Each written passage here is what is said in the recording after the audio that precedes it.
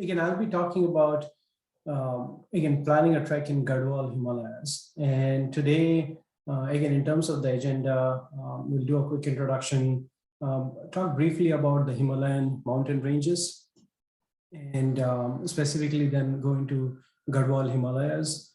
And again, in that region, the Kuari Pass trek that I did in last year around November of 2021.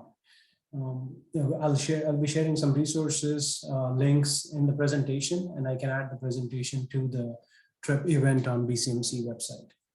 In terms of questions, feel free to ask any questions in the chat. I believe Chris has muted everyone, but feel free to raise your hand or put your question in the chat.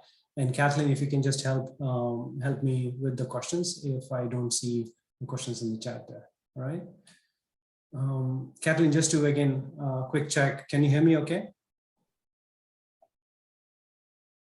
Clear, Shashi. All right. Awesome. Thank you. So again, my name is Shashi Shanbhag. I moved to Vancouver in 2016 and joined BCMC. It's been a great experience just in the last 5 years or so with BCMC. Met some really great people and who have helped me get into some all the mountain sports that Vancouver and the region has to offer, and really thankful for that. I enjoy climbing, skiing, and exploring outdoors with my family. Again, as I mentioned, I did the Kuari Pass trek in Garhwal Himalayas in November 2021, and in this presentation, I'll share my experience here. So, starting with Himalayan mountain ranges, again, I just have a picture and area of the region there. So this is mainly again the map of India and Indian subcontinent there, and as you see, the Himalaya ranges. It's about 2,500 kilometers going all the way from the northern part of India and along the border with Nepal and Tibet, China here to the east, to this east, from east to west here. Again, Himalaya in Sanskrit means abode of the snow. And as you can see, this range separates the what you call the plateau of Tibet to the northern and plains of the Indian subcontinent to the south here. So in terms of the mountain ranges, again, there are four main mountain ranges, again, going from south to the north, which is called the Outer Himalayas.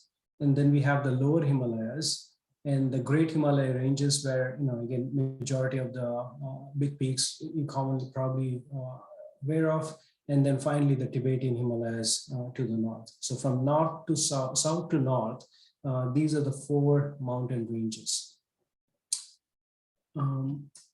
Specifically Garhwal Himalayas, and I was just curious about, how big is Garhwal region? And just to compare this region to BC, what I did was I was using this Map Frappe online tool to just project the map of BC over the northern part of India. And as you can see, so this is BC here, and this red, roughly, this area roughly represents the Garhwal Himalayas. Garhwal Himalayas is in a state of Uttarakhand, which is this dotted line here. And Uttarakhand has primarily two regions. So one is the Garhwal Himalayas, and the other one is Kumaon Himalayas. So today we'll be mainly focusing on this Garhwal Himalayas. So roughly this probably like 1/20th or 1/15th or 1/20th size of BC here. People from this region, again, it's about 6 million people, known as Garhwali, which is also the name of the local language. Now this region includes, we talked about the four Himalayan ranges. It includes the Outer Himalayas, Lower Himalayas, and the Great Himalaya range as well. Again, different elevations, profiles of the ranges through this region. Okay. Peaks of Garhwal Himalayas. As I was doing, putting together the slides for this presentation, what amazed me is the concentration of peaks in this region. So there's some prominent mountains, prominent peaks, 5,000-7,000 meter peaks, which is quite popular in the region. Nanda Devi, again, highest at 7,816. The Nanda Devi is the second highest mountain in India. And then you have a few other mountains, 7,000 meter plus mountains in the region. Uttarakhand as a state has 203 peaks above 6,000 meters. Right? Again, going back to the region, this state has 203 peaks. And again, if we look at the entire state, that is still probably like 1/10 of the size of BC. So the concentration is pretty huge, like 203 peaks over 6,000 meters. 140 of these, again, majority of them, close to 70%, is in the Garhwal Himalayas region. And again, if we further kind of funnel down and look at the specific area, in Garhwal Himalayas, there is a district called Chamoli district, which is where I went. And that Chamoli district has 56 of these peaks, including the 5 highest peaks, highest 7,000 meter peaks in the region. And if we look at that specific district, it's pretty small, like it's 3 times the size of Metro Vancouver, but or 1/4 the size of Vancouver Island. So again, pretty amazing area. I've been here, I think, twice over the last 5-6 years, and the latest was again in November. So, so before I go into choosing a track or talking about my solo track, just want to step back and say my original plan was to actually do a family hike with my wife and daughter and do a multi-day trek. I was not looking at doing a solo single-day trek, but doing a multi-day trek with an organization named India Hikes. India Hikes is probably one of the most popular and the biggest organization in India that organizes these treks. And you can see, this is a snapshot from their website of just the hikes, treks they offer in that region.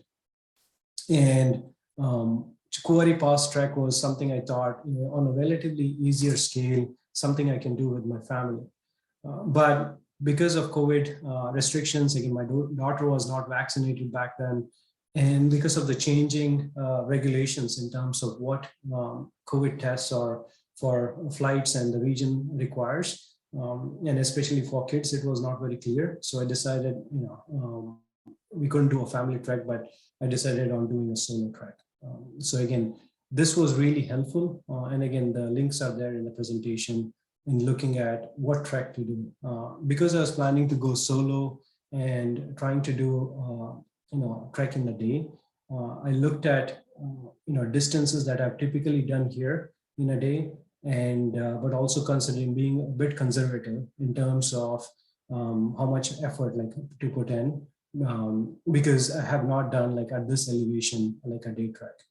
So Kuari Pass trek is more in that easier trek. I put together a spreadsheet and looking at the elevation gain and the distance and all other factors. And Kuari Pass, one of the treks that I decided to look into. In terms of again, resources, Waymark Trails is again one of the good resources for remote treks in the Himalayas. It has good information or like GPX file mainly for the region. When we look at most of these treks, you'll see that these are mostly 6 to 8 day treks. And when I say 6 to 8 days, it just takes, even if you're in Delhi, it takes at least a day to get to the base city, base town or village, and then another day of transporting back, coming back to Delhi. And that's again with the flight. So that's the reason these treks are at least 6 days for most like people there. And if it is a 6 day, 2 days is mainly for travel, and 4 days is it's mainly hiking in that region. So here's again using the India Hikes KML file. I used again mapped it in Google Earth just to get an idea of what the trek looks like. So you will see, so this is again seeing this track in Google Earth, and not all of this is hiking, but probably my hike started somewhere here in Karchi, but this is where India Hikes has mapped out, where they would provide transportation for their trips and going from here and arriving in this. Some organizations start to have an alternate route starting from this village, Dhak, and then ending at Auli. So again, my trek, it started from Karchi, going all the way. And again, I have added this because this was not in the India hikes file, but this blue line represents like my highest point, and which is the Kuari Pass trek, and then coming back on this way to a town named Oli. So in terms of the location, the nearest town is Joshimath. The nearest airport is Dehradun, which is about 1 hour flight from Delhi. And Joshimath is 265 kilometers, but it takes 9 hours drive from Dehradun airport. And we'll see why it takes 9 hours on the next slide. Kuari Pass trek, again, it's around 23 kilometers. And if you look at the cumulative elevation gain, it's about 2,000 meters. So purely from Karchi to, let's say the high point, it might be just the elevation difference, altitude difference might be 1,600 meters. But because of some of the like rolling hills and how the trek is, you get about 2,000 meters in cumulative elevation. Now, part of the trek falls in the Nanda Devi Biosphere Reserve. And so you need a permit to do a local hike, to hike in this region. Now, it's the requirements are not very clear. And again, it's difficult to find it on the website on the day permit versus multi-day permit. But based on my discussion with the local agencies and going to the forest office there, if you're planning to camp anywhere, and there are multiple campsites here along the route, you need to go with a local guiding agency.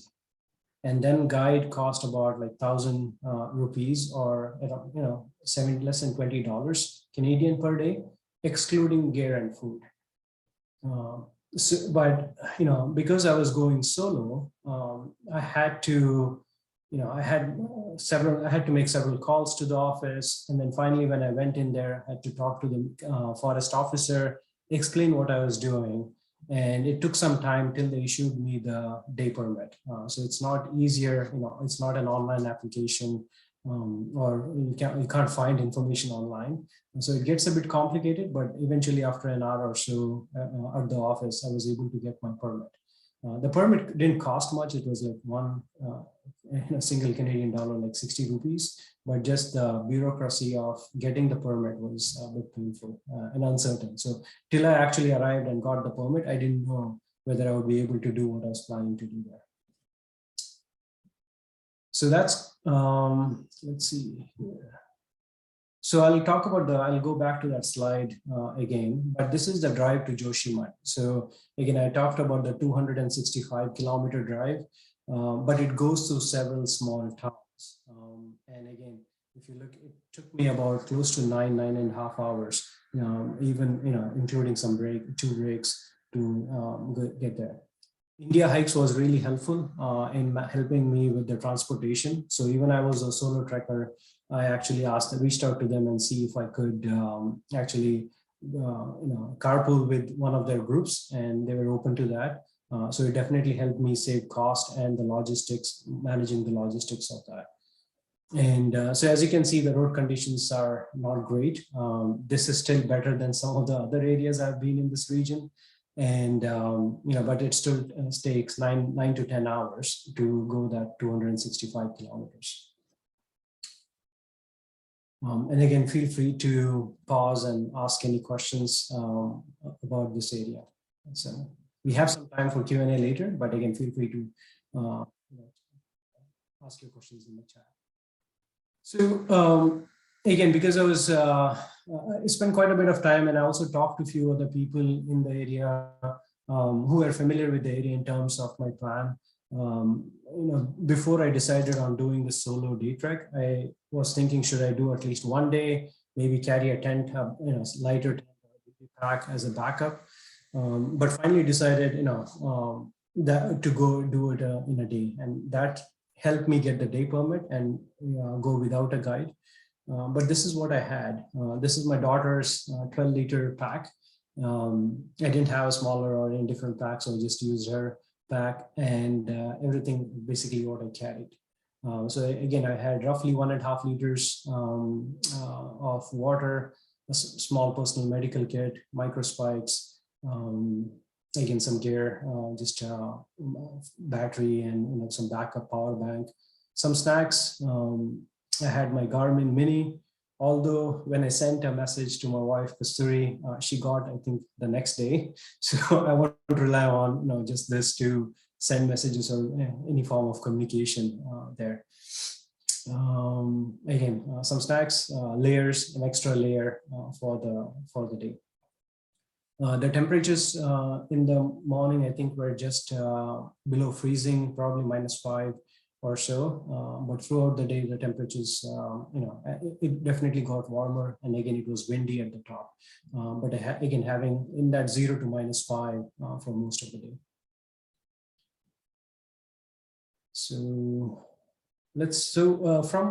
I stayed in Joshimath, and I stayed at a lodge there. And from that Joshimath to the starting point in Karchi, the sunrise was about 6:40 a.m. And sunset was about 5 p.m. So I was planning to do it again within that 10 to 11 hour daylight time, finish the trek. And so I left my lodge at around 5:30 in the morning, and had a private cab drop me off at Karchi, because there was no transportation as such, public or any other form, to go to the village. So I just had to book a cab and then get to Karchi. So I reached Karchi, which is the where I started my trek, around 2,250 meters, and around 6:15 a.m. So again, the village, just as I started the trek, the village people were just getting up, and some of them going to the forest up there in the hills to collect wood and their day-to-day life, getting on with the day-to-day life there. It took me about, I think, an hour and 15 minutes to get to the first campsite. It was around 2,824 meters. So about 7:30 or so, I was here. This is the India Hikes campsite. So this is their first campsite. So again, the overall trek is about 23 kilometers. And India Hikes splits the trek into 4 days. So they typically do it in 4 days. And this is their first campsite. So I was there about in an hour and 15, 20 minutes, and had a good chat with their group leader, and just about the conditions, because just a week before it was snowing and ice at the top, but luckily we had some good weather since last couple of days there. Continuing on, Kullara, another 1.5 hours or so, I reached Kullara, which is at 3,350 meters or so. This campsite again is the second campsite, and as I was going higher up, there were some beautiful views of 6,000 and 7,000 meter peaks there. To be honest, I don't recall names of all these peaks there, but there are some popular like Hathi and Gauri and other peaks in this region. The India Hikes team here had already left for the day. It was about 8:45, 9 a.m. by the time I reached here. And this is from where people, the India Hikes group would go to the Kuari Pass. So this would be the base camp from, highest camp, I would say, from where they would go for the peak or the pass. Finally, I met up with the group on about an hour or so. I met the India Hikes group, and then continued my trek to the high point, which was around 3,850 meters.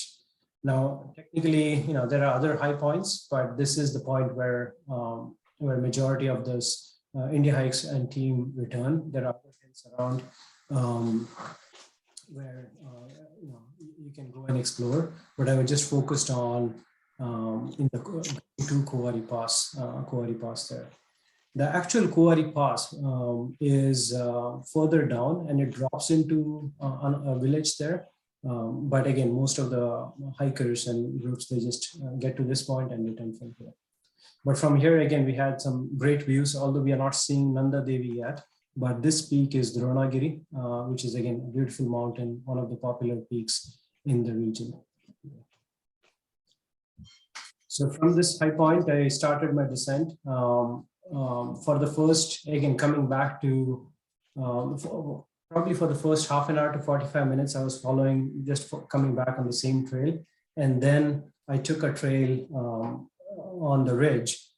Here again, this is not so popular and the trail is not as let's say well-defined. So the GPX file from India Hikes was really helpful in guiding me and getting to the next campsite, which is 3,350 meters. Although I had been studying about this trail and looking at the profile, I thought from here it's going to be easy, but actually it was still a long day, and from here it was actually rolling hills that added to the cumulative gain of about 2,000 meters. But again, beautiful hike. This is probably one section where I didn't meet anyone, but all the other sections that you saw, I at least had like one group of other where I was able to interact with someone. But this was probably like two hours or so where I didn't see anyone. Again, this is coming back from going down from Tali to Oli village there. And you can see Dronagiri or Donagiri peak, which we saw from the Kuari Pass, and Nanda Devi. Again, this is probably one of the first times where I was able to see beautiful, like again, the highest peak, second highest peak in India. Again, had a beautiful day, and although it was, a bit dry, but again, a clear day and had beautiful views then. Let me see, I think this is a video. Let me see if I can play it. So this is again coming down from going to Oli village, and on there had a beautiful panoramic view. The views actually are better from this region than even the Kuari Pass, the high point. So this is roughly around 3,500. I was there in that on that elevation for quite a bit because of the rolling hills on the terrain there. Again.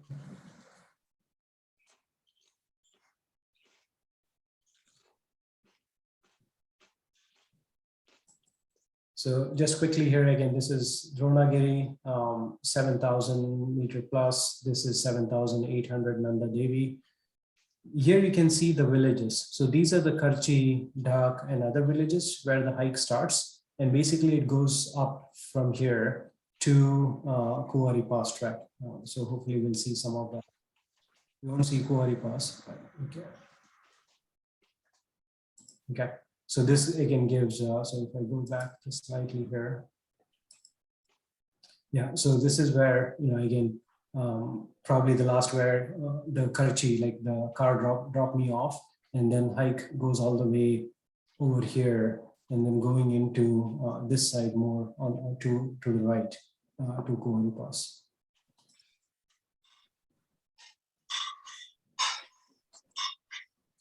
Okay. So just a quick summary in terms of the distance covered, in the Kuari Pass. So 23 kilometers is where, again, the actual trek. I finished the trek about 4 p.m. It took me around 4.5 hours to get to the peak or the highest point. And then again, another probably 6.5 to 7 hours to get to Oli.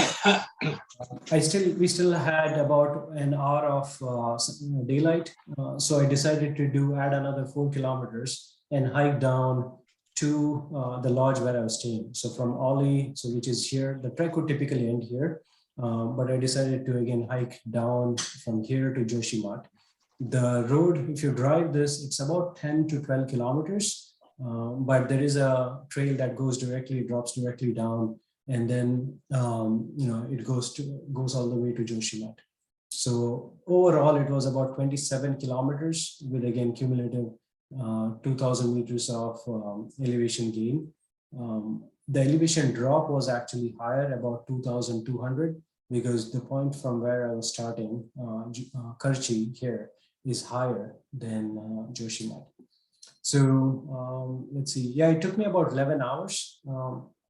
So again, maintaining a steady pace, being really conservative, because again, at this elevation, I had not done a hike of, like a day trip like this. So just being conservative, constantly monitoring for any nausea, headache, any signs of like altitude sickness. Fortunately, didn't have any, but was able to do it like in 11 hours. But I'm sure there are people in BCMC and here who would probably just run this trail and do it in half the time or less. In terms of cost, the biggest cost factor is the flights. When I went, again, peak of the flight cost, the flights to India had just opened, I think in September, and it was around $2,000. But if I check now, the normal cost would be probably 1,100 to 1,500, somewhere in that range. And then another flight is from Delhi to Dehradun. So again, in $1,500 to $2,000 range.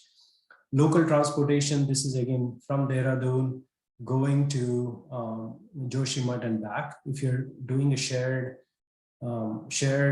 transportation, it's about $50. If you do private, it might be somewhere in the $200 to $300 range for a private transportation. 1 week accommodation, food. Again, it all depends on, just like in any region, it depends on where you're staying, hostel, shared, or whether you have a private room. But the cost on the low side would be $200. Again, high would be, there's no limit, but $500, $200 to $500 would be typical. If you are going with, so this is again what my cost was, probably going alone. So there was slightly higher. If I had to go with India Hikes or any guided group, their 6 week, I think they would charge less than $200 for a week of like guided trip, and which would be like include 2 days of travel back and forth, and plus the food and transportation, food and gear and everything that you need for the 6 days. So basically $200 should be, and it matches with my experience even in other regions where the cost was very similar, $200 to $300 if you are going with the guided group there. So with that, just look at the resources. So again, India Hikes is again largest trekking company here, and again does an excellent job of documenting treks. So if you are planning to go to India, and even if you are going doing solo or on your own, they provide some great information. There's GPX files now; they're uploading more and more files. Yeah, they have quite a bit of like hikes already recorded. Waymark trails. Again, I was not familiar with this before I did this trek, but as I was researching about the terrain and the tracks, it's a great resource for GPX files. Ultra Journeys, which is Peter Van Geet's blog. Again, he's originally from Belgium, but now lives in India and has done some amazing treks and trips. And he has probably gone more remote and than any other person I know in terms of doing all the mountain passes in India, and again has done an excellent job of documenting them. And again, there's probably like 3,500 kilometers and cumulative around 150,000 meters of elevation gain. So that's with the resources, but I would be happy to help. And again, there are other members in the BCMC, some of them on the call today as well, who can help. If you're planning to do any trip in India, we would be happy to help, and you can reach me at my email ID, and where I can share information from whether it's you're doing in Ladakh, in this Uttarakhand region, or even in the northeast part of the Himalayas. So that's, I think, all I had. I'll open it up to questions now. Thank you so much, Shashi. That's something to look into. Yeah. So I guess if you have any questions, maybe if you can send it through the chat, and then I'll just go through the chat and make sure that Shashi will answer any questions that you may have about the trip.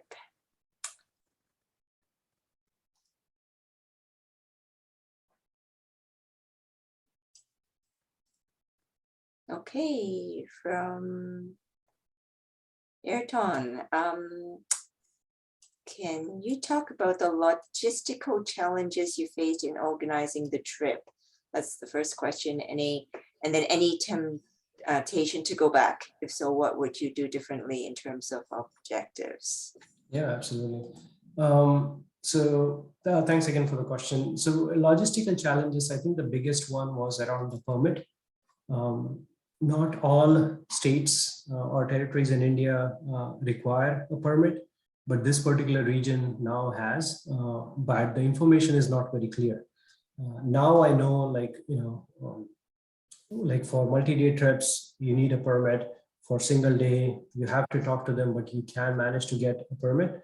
But getting a permit from the forest department was probably the biggest logistical challenge for me. Everything else I was able to manage, either talking to India Hikes or others.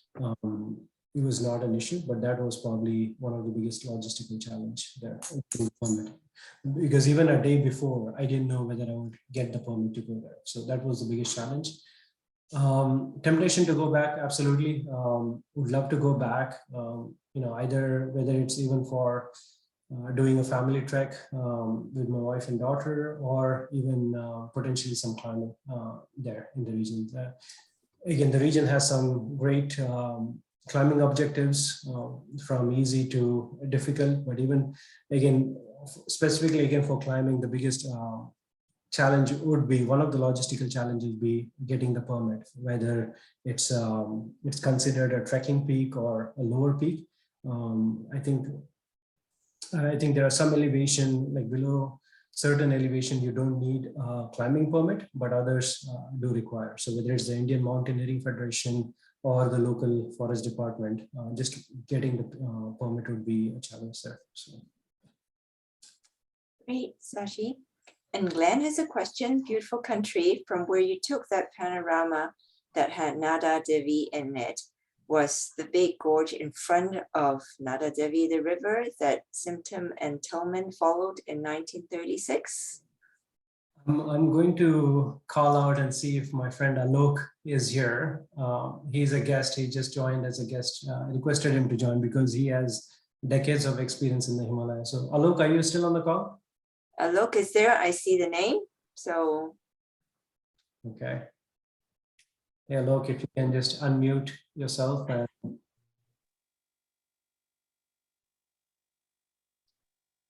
Alok, can you hear me? All right, maybe later he can join. I see he has unmuted, but probably. Yeah, right. To be honest, I don't know, Glenn. I'll have to check the route that Shipton and Tillman followed.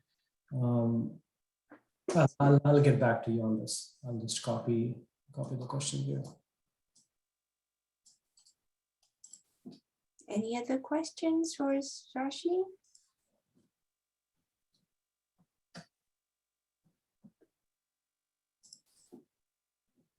Maybe I have a question. Is it, when you get the permit, is it, you have to be there to get the permit? Can you get it a few days in advance, or can somebody get it for you? You have to be there. No, you have to be there. Yeah, you'll have to present your passport, again, all details, trip plan. Because I had an unusual request, like most people go through the guiding agency, and they do it in 4 days or multiple days. The rangers there were not very convinced that I would be back.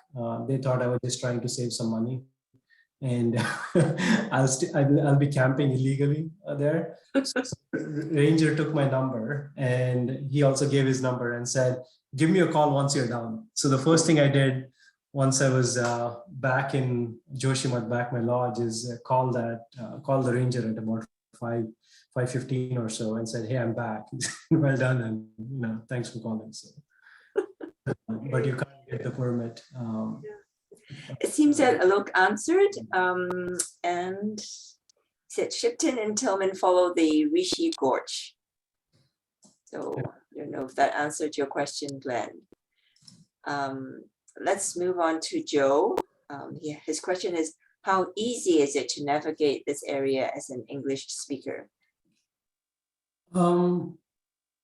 Yeah, I would say in this part of the region, you can still, shouldn't be an issue. Most people would understand. with India, especially if you're if you're going with a guided group like India Hikes, they're very professional. Language won't be an issue because they'll take care of most of the things for you. Now, if you're going individually, independently, then again, some interactions, but just knowing the places where, once you know where you have to go, it shouldn't be a major issue there. Like most people would understand to some extent, like what you're trying to communicate, and will try and help you, whether it is the, travel, local transportation. Once you get to the lodge, if you're staying in the lodge, they'll most likely speak English, and they'll help you with the transportation, with the local there.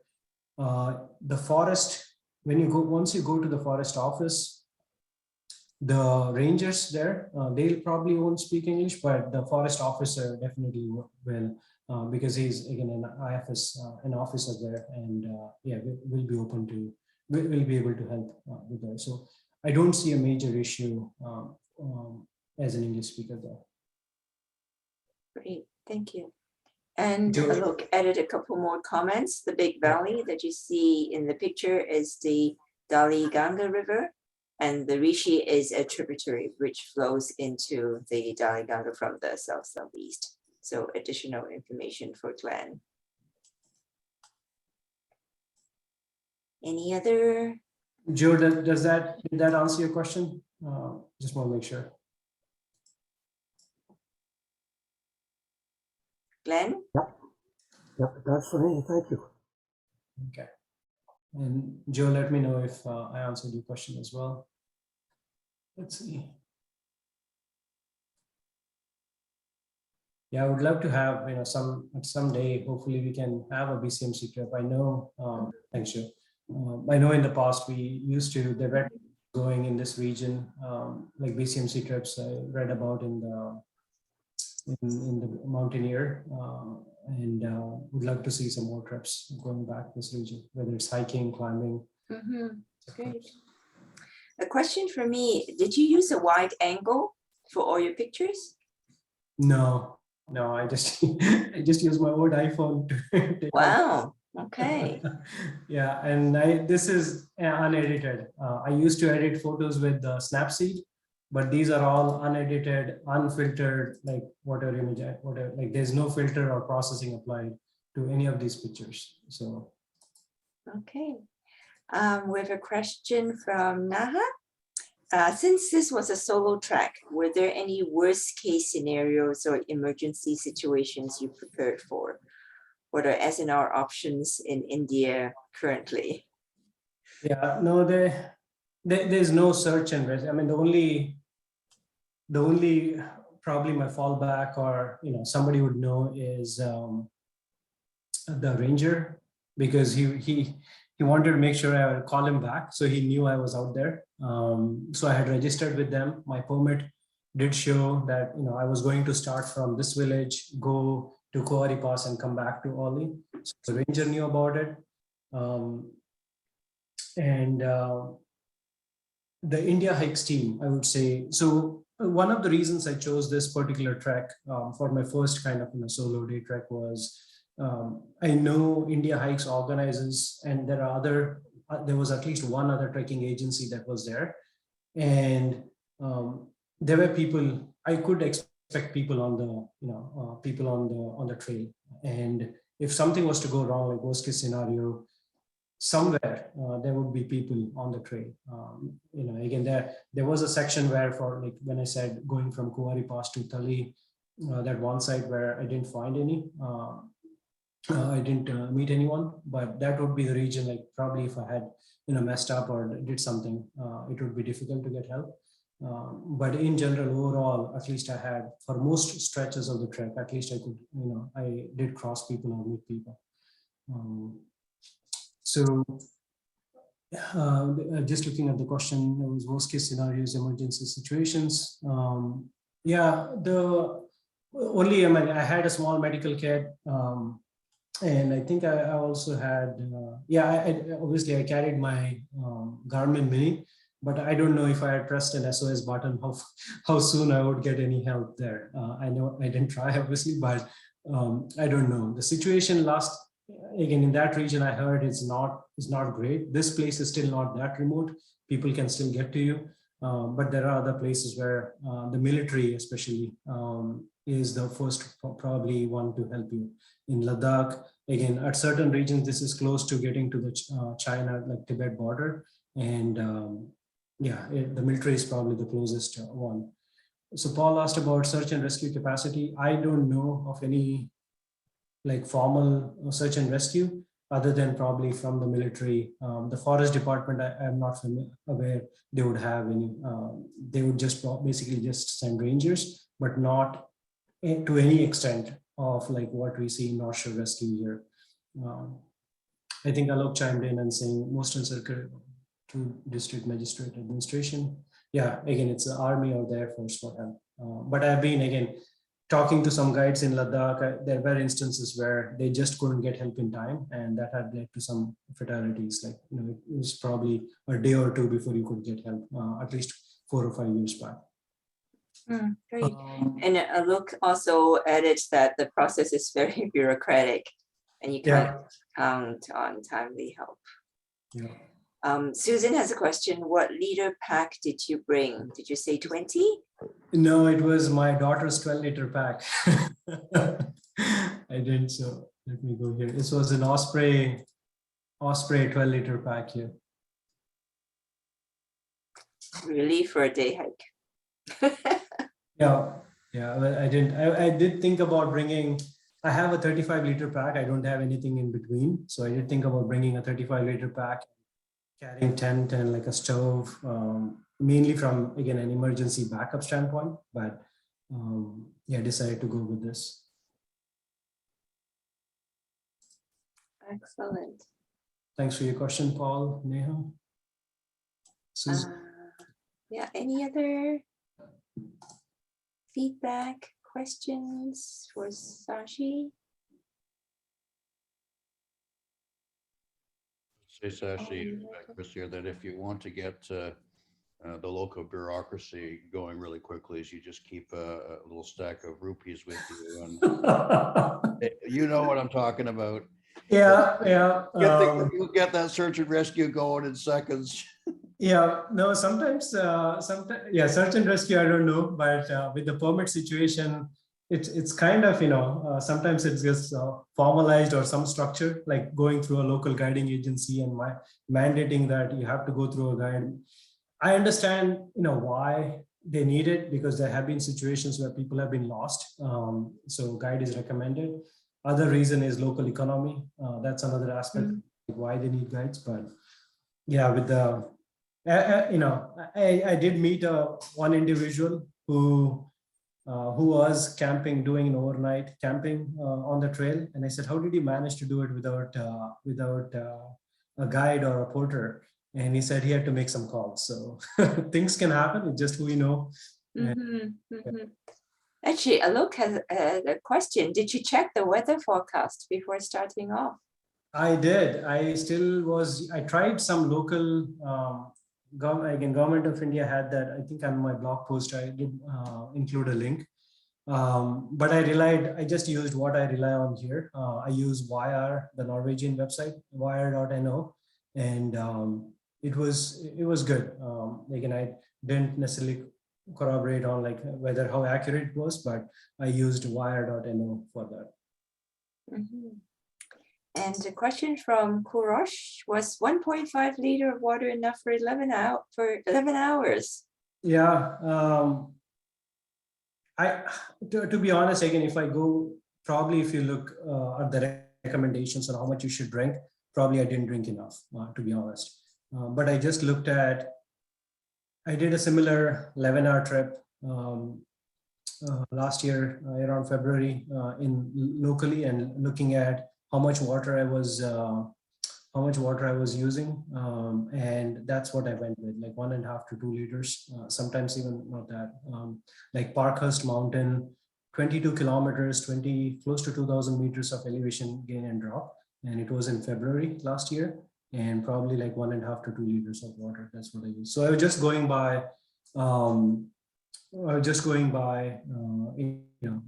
like what my experience here. But at the same, assuming that there would be sources for me if I really need water. There were streams, and I think Alok mentioned about asked a question, but yeah, there were water that I could use. I didn't necessarily have a purifier. I had some iodine like purifying tablets. It would take time, at least an hour before I could drink that water. But a purifier would have been better, and I should have done a better job of hydration. I didn't, I agree. But yeah, at least for that trip, it was okay. But if I had to go again, probably I would use more consciously, drink more water. At any point, I was not feeling thirsty or like nausea or anything. But again, I should have done a better job of drinking more water. So Glenn has a question. The country looks quite dry. Is the weather quite stable at the time you went, or is it some of the year better than others? Yeah, so probably for a day trek, this worked out well because it was relatively dry. If I had gone a month later, there would be more snow, icy conditions there. And like by end of December, January, it's a full on, not necessarily snowshoeing, but it's like at least micro spikes and a lot of snow on the trail. It's well packed just because of the number of people that go. Probably a day trek may or may not have been feasible, but November, I think October, November is relatively dry month of when I looked at the forecast for that region. Again, way past monsoon, it was drier, yes, at that time. This again is not as dry compared to, let's say, some of the more northwestern part of India, like Ladakh, where you would hardly see any greenery, but this was, still drier compared to some of the other regions there. Mm-hmm. And I think you also answered Alok's question, where there were streams and brooks and places where you can get water. Yeah, so like I started in Karchi. There was probably like the first campsite, every campsite basically had some source of water. So, whether it was just getting into, I'll just go here, whether it was Akrot Geta, which I reached in 1.5 hours. So I could, it was not obvious. I could have probably walked across the terrain and found a waterfall or a stream somewhere. Similarly, at the next one, Kulara campsite, again here, there's probably, because these campsites are usually set up where they have access to some water. Probably the biggest patch without water was going from this Kulara campsite to the high point here. There was a small stream, but it was iced up. Again, if you're desperate, probably you could still get some water somewhere, but probably this stretch. But other than that, there were some streams and brooks where you could access. Mm-hmm. Did you see any wildlife? No, no, I didn't. I don't think in India I've ever encountered, like, I don't know if it's just because of population there and just so many people going up, but I didn't. There was one instance probably like 2007 where probably I heard a bear, but never seen a wildlife. In Ladakh, I did see some mountain goats. There are snow leopards in the region, but we didn't see any. Mountain goats probably is the problem I've seen in that region. Okay. We have about 4 minutes before 8 o'clock. So I just want to, I'm cognizant of the time. So I just want to see if there are any other questions. I have one quick one if I could.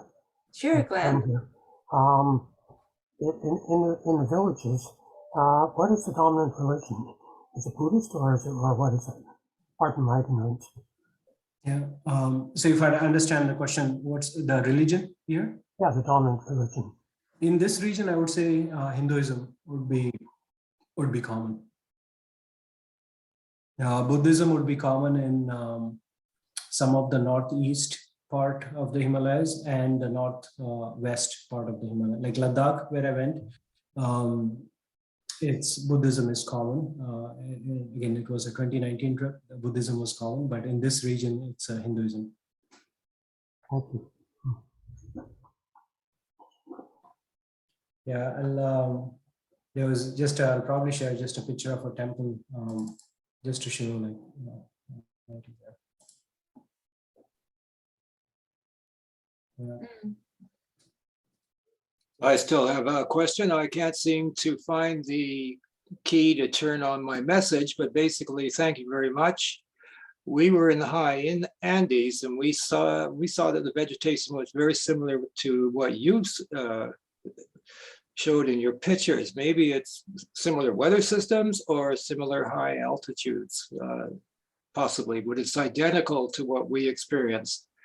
Yeah. We were way up in the Andes in the open areas. That's thanks for sharing that. Yeah, even in the Himalayas, like going from all the way from the north to east, it's quite from high desert environment to like there's quite a bit of variation. Again, I'm not too familiar, but just from pictures what I see, it's much greener. I get lower some of these elevation in Garhwal Himalayas, but as you get to some of the higher and higher Himalayan ranges, it is a high desert environment and not so much greenery.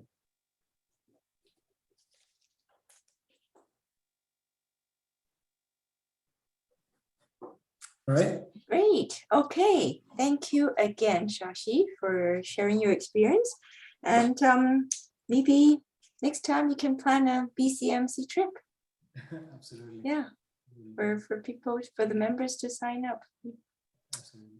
Okay, just want to thank quickly Alok as well for joining as a guest and for answering some of the questions and sharing his experience in the region. Okay, yes. Thank you, everyone. And I just remind Kathleen that we'll be at the ANZA in March. okay, right. The March socials will be March 8th, and the presenter is Hans Brandvold. It's the Brandvold family who built the Diamond Head Chalet, so he will be talking about his family history and the building of the chalet. So, and it will be, now that the restrictions have been lifted, we will be back at the ANZA Club on March 8th for our socials. So looking forward to seeing all of you there. Awesome. Thanks, Thank you, everyone, Shashi. and Thank you. and have a good night. Bye-bye.